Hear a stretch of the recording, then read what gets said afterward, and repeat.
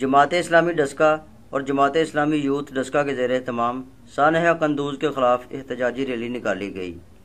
Rally Jamaat Islami کے دفتر سے شروع ہو کر نسبت روڈ پر اختتام پذیر ہوئی۔ ریلی کے شرکاء نے بینرز اور کتبے اٹھا رکھے تھے جن پر نیٹو حملہ کے خلاف مذمتی نعرے درج تھے۔ ریلی کی قیادت امیر جماعت اسلامی ڈسکا ڈاکٹر کاشان حیدر، صدر جماعت اسلامی یوتھ ڈسکا حسن رضا قریشی، عمر وریا، وقاص اسلم ایڈوکیٹ و دیگر نے کی۔ ریلی کے اختتام پر ڈاکٹر کاشان حیدر اور محمد انور مغل ایڈوکیٹ نے مذمتی خطاب کرتے ہوئے کہا کہ اتنے بڑے سانحہ پر انسانی حقوق کی تنظیموں اور بین الاقوامی میڈیا کی خاموشی انتہائی قابل مذمت ہے۔ جماعت اسلامی ڈسکا کی طرف سے ہم یہ پرامن احتجاج ریکارڈ کروا رہے ہیں جس میں امریکی گنڈا گردی شاید ہمارے حکمرانوں کو نظر نہیں آ رہی، معصوم بچوں کا قتل اور اس میں میڈیا کی خاموشی ہمیں خون کے آنسو رلا رہی ہے، اور اس بات کا اندازہ نہیں ہم لگا سکتے کہ کس کو سمجھیں کہ کون مسلمان ہمارا حکمران ہے اور کون امریکہ کا پٹھو ہے۔ ہم جماعت اسلامی یوتھ اور جماعت اسلامی ڈسکا اور ساری مسلمان امت اس بات کا تقاضا کرتے ہیں کہ خدا را آپ کو اس وقت ہوش آئے گی جب آپ کے گھر میں بم گرے گا اور آپ کے بچوں کے لاشیں تڑپ رہے ہوں گے۔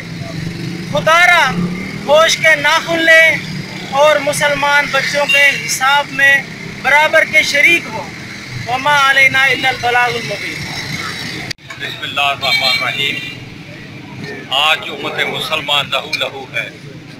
کشمیر سے لے کر افغانستان تک اور افغانستان سے لے کر فلسطین تک مسلمان خون میں نہا رہے ہیں، اور ہمارے بے غیرت حکمرانوں کو کوئی شرم نہیں آتی کہ وہ اس میں کوئی کسی قسم کی تعزیت کریں، اس کو کنڈیم کریں، کسی کو دھمکی دیں، کسی کو جگائیں، لیکن وہ خود بھی سوئے ہوئے ہیں اور دوسروں کو بھی سوتے دے رہے ہیں۔